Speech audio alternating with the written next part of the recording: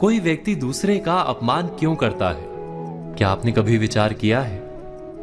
वैसे तो हम भी बिना कारण बहुतों का अपमान करते हैं।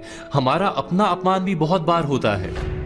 संसार का सारा व्यवहार एक दूसरे का अपमान करने पर टिका है। जैसे पति अपनी पत्नी का अपमान करता है, पिता अपनी संतानों का अपमान करता है, नौकरी देने वाला अपने नौकर का अपमान करता है, अर्थात जो भी बलवान है वो निर्बल का अपमान करता है। यदि हम शक्तिमान हैं तो अपमान के बदले में लड़ाई करते हैं, और यदि लड़ने की शक्ति नहीं होती तो हम अपमान सह लेते हैं, स्वयं को निर्बल और असहाय मान लेते हैं। हमें छोटे होने का एहसास होता है। ऐसा प्रतीत होता है जैसे हमारी आत्मा कुचली गई हो। किंतु कोई किसी का अपमान क्यों करता है? हम विचार कर रहे थे कि जब अपमान होता है तो मनुष्य को अपनी निर्बलता का एहसास होता है, और निर्बलता का बोध मनुष्य को कुचल देता है।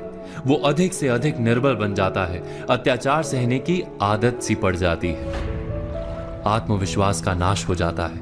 और जब आत्मविश्वास नहीं होता तो मनुष्य शराब और जुए जैसे व्यसनों में सुख ढूंढता है, मन से रोगी बन जाता है।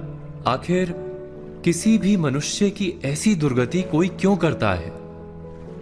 अपमान करने वाला वास्तव में क्या सिद्ध करना चाहता है?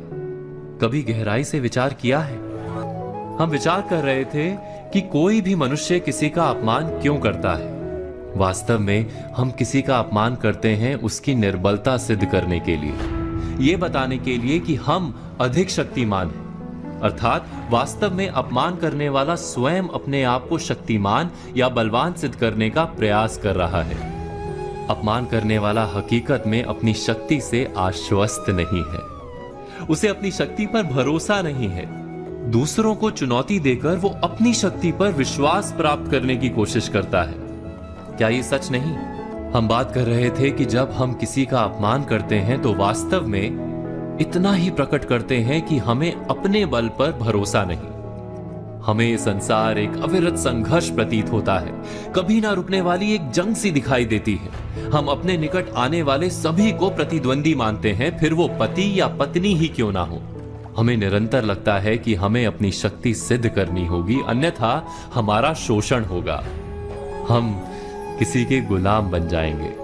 किंतु क्या हमने कभी विचार किया है कि दूसरों को प्रतिद्वंदी अर्थात दुश्मन मानने के बदले कलीग मान लें, हमारी सहायता करने वाले सहयोगी मान लें, अर्थात दूसरे व्यक्ति को प्रेम करें तो उसका अपमान करना आवश्यक ही नहीं होगा।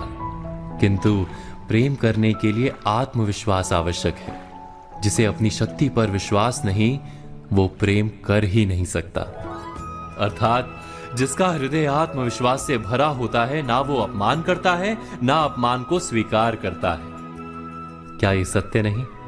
इस तथ्य पर विचार अवश्य कीजिएगा।